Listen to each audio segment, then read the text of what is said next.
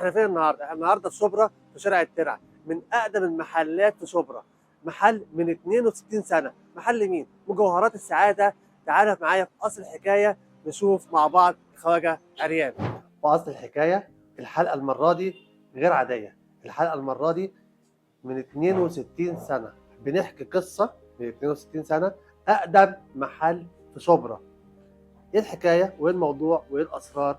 تعالوا معايا في مجوهرات السعاده مع الخواجه عماد. اهلا وسهلا بحضرتك. اهلا بك يا استاذ عماد. برنامج قصر الحكايه منور مجوهرات السعاده وشارع الترع كله.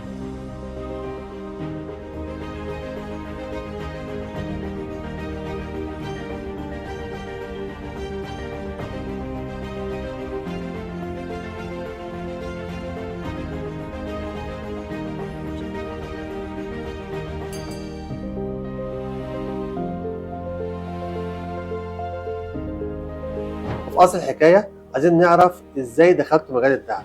قصه الخواجه عريان 62 سنه عايزين نعرفها بالتفصيل من حضرتك في مجال الدعم. احنا في مجال الذهب ابا عن جد من سنه 1962. كان جدي المعلم يونان بباوي الله يرحمه دلوقتي، ووالدي الخواجه عريان يونان ربنا يديله الصحه. بدأوا من 1962، يعني يعتبر المحل هنا من اوائل المحلات في شارع الترع كلها. سنه 1962 كان محل صغير بدأنا فيه، وفتحنا فروع تانية في إمبابة وفي مدينة السلام. وهنا المحل الصغير كبرناه، خدنا المحل اللي جنبينا وسعنا المحل شارع الترع. بيقولوا ان الذهب ده مغشوش. طبعا الكلام ده غلط جدا، مفيش حاجه اسمها الذهب ده مغشوش، احنا كنا بنهزر، مفيش الكلام ده خالص. وتعالوا نعرف الاسرار، تعالوا نعرف الصح من صاحب المهنه ومن اصل المهنه في مجوهرات السعاده من الخواجه. هنعرف يعني ايه دهب مغشوش ويعني ايه دهب صح. هنعرف بالتفصيل في اصل الحكايه. خليك معايا. احنا هنا مجوهرات السعادة في قصر الحكاية بننصح العميل إن لما يشتري حاجة يكون عليها الختم بتاعها يكون واضح، سواء 21 أو 18. عليها برضه اللوجو بتاع المصانع الكبيرة زي شركة ماستر، لازوردي، ايجيبت جولد، خواجة أمير زكا.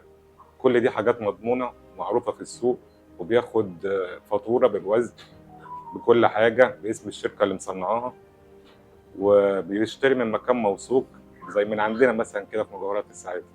وفي اصل الحكايه عايزين نعرف مين هم شركاء النجاح معاك. ده واحد. اتنين، عايزين نعرف بتجيب منين الموديلات الجديده وازاي بتختار التصميم الجديد في اصل الحكايه لمجوهرات السعاده.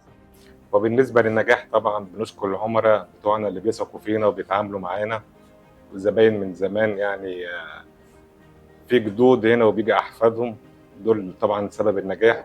والشركات الكبيرة زي شركة بي تي سي، شركة رازوردي، شركة الكينج، الشركات اللي بتقدم لنا دايما أشكال جديدة ومختلفة. وبالنسبة للشغل يعني احنا بننزل ننقي بننقي قطعة قطعة، بنشوف الأشكال الجديدة نجيبها، الحاجات اللي ماشية في السوق، الحاجة اللي وزنها كويس. والمصنعية برضو بنحاول يعني نريح الزبون على الآخر، وبنقدم له أرخص مصنعية في الشبرا كلها يعني. معانا دلوقتي فقره ضرب نار. بيقولوا عنك انك بتستغل ارتفاع اسعار الذهب في السوق وبترفع الاسعار عندك في المحل اكتر من اللازم. وعايزين نعرف في اصل الحكايه ايه سر ارتفاع اسعار الذهب عندك في المحل. لا طبعا ما فيش حاجة اسمها أزود السعر على الزبون، أو أنا ليا سعر السوق المصري وده سعر يعني السوق اللي موجود هو ده اللي بشتغل عليه. والزبون بيخش بيبقى معاه البرنامج معاه على التليفون وعارف السعر كام من قبل هيخش، سواء كان هيبيع أو هيشتري، فالأسعار بتبقى معروفة. مفيش حاجة اسمها أرفع السعر أو أنزل السعر، ده سعر السوق المصري اللي بشتغل عليه. واخر سؤال بنساله دايما للعميل، عرفت برنامج اصل الحكايه ازاي؟ احنا طبعا يا أستاذ عماد أنت من الناس المميزين، يعني عارفينك من أيام تصوير الذهب من قبل ما تبدأ في برنامج قصر الحكاية.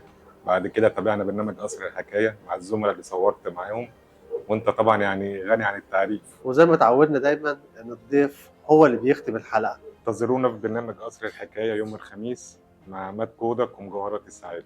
أصل الحكاية مع عماد كوداك. تعالوا نشوف أصل الحكاية.